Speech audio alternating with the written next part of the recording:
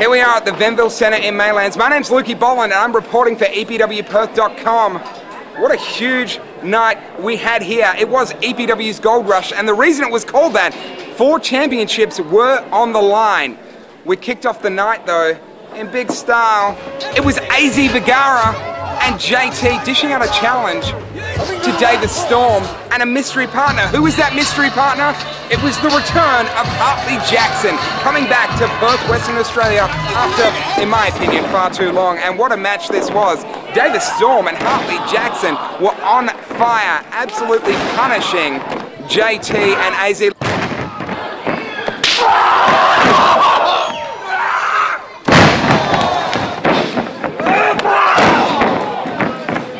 Let's talk about the big double team. Hartley Jackson hoisted JT up on his shoulders. Davis Storm came off with a huge boot to the face, and that kind of set the standard for the match as Davis Storm and Hartley Jackson continued to punish their opponents until they eventually had their arms raised in victory. And then in action, it was an EPW 3-way dance matchup as we saw Chris Weiss, Devlin Reeves, and Richter step in the ring together. There could only be one winner, and well, that winner turned out to be none other than Richter after a very hard-fought matchup. This was back and forth. It really could have gone either way.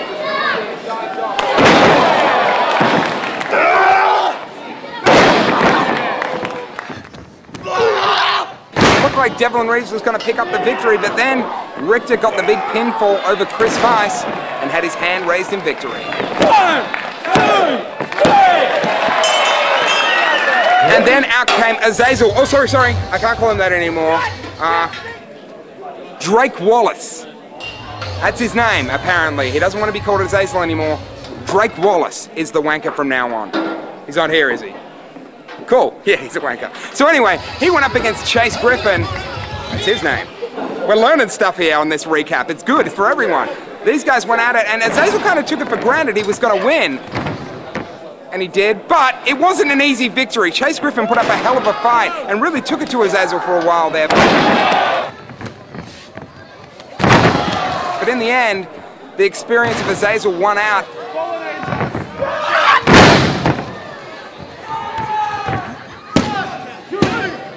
Then, the very first championship match took place. The EPW tag team titles were on the line. It was the champions, the Fighting Hellfish, defending against the challengers, the European Union. And what a matchup this was.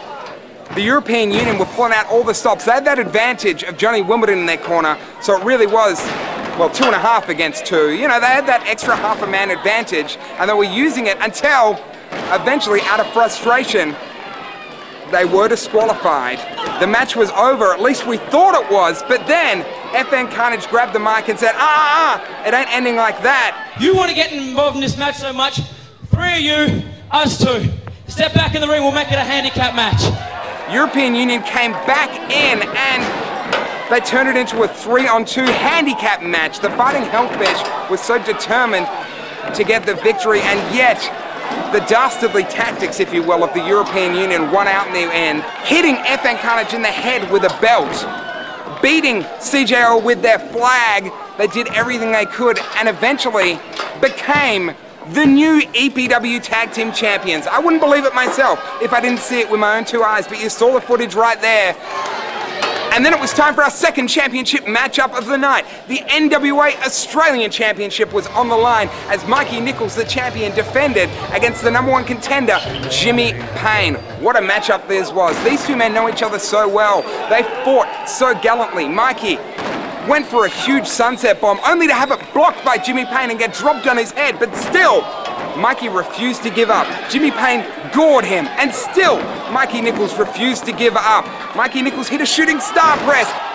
He hit a Mikey kick. They did everything they could to put each other in the way, but in the end, it was a massive sunset bomb from Mikey Nichols that put away Jimmy Payne and picked up the victory. He still is your NWA Australian champion. And then it was time for an old-fashioned grudge match as Jose Dos Santos took on Nate Dooley. And what a matchup it was, as Jose Dos Santos really took it to Nate Dooley and eventually picked up a big victory.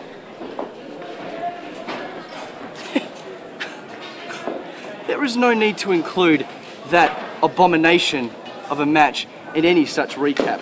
The fans who came to this event and yelled that annoying, disgusting, off-putting phrase, "Ole," should be goddamn ashamed of themselves. And everyone that laughed at that laughed at my misfortune, should also be ashamed of themselves. Jose Dos Santos picked up a big victory. What a matchup it was. Nate Dooley lost.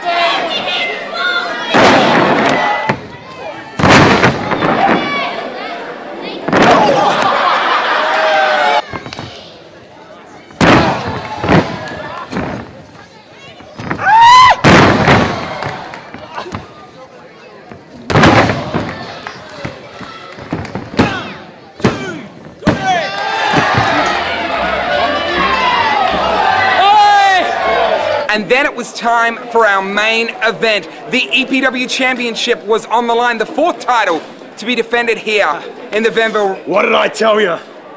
What did I tell you? Can't get the job done? Looks like I just got the job done 5 times over. Shane Haste, you're the first. I'm going to be the most fighting champion this country has ever seen. I've been a laughing stock for too long. I am the best wrestler in this country.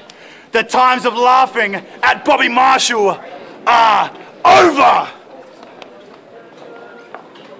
Well, in case you haven't figured it out by now, we have a new EPW champion, Bobby Marshall.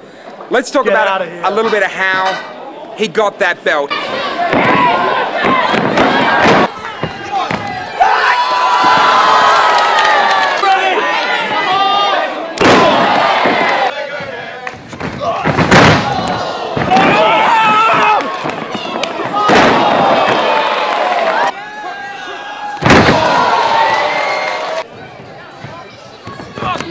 He used every tactic in the book.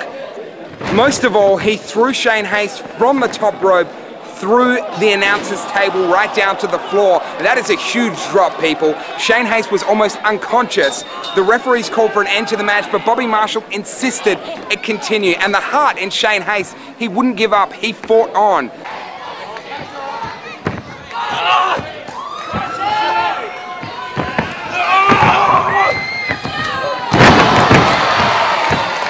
The match went on and Bobby Marshall did everything he could. Top rope leg drop, scissor kick after scissor kick, but nothing could finish him. Finally, out of frustration, Bobby Marshall threw the referee from the ring, left the building and returned with a steel chair. He then continued to punish and pummel Shane Haste until Shane Haste couldn't even move. And then Bobby Marshall walked away with one of the biggest upsets in Perth wrestling and became your new EPW champion. It was a sad night for Shane Haste, but let me tell you, Shane Haste will be back. You can never count him out, and you can catch him in action on Monday Night Wrestling. I can guarantee you, he is going to be gunning for Bobby Marshall, and he is going to want to get that belt back. And you, of course, can see him live. Rise and Fall, 5th of April, Venville Centre, Maylands. And where do you get your tickets?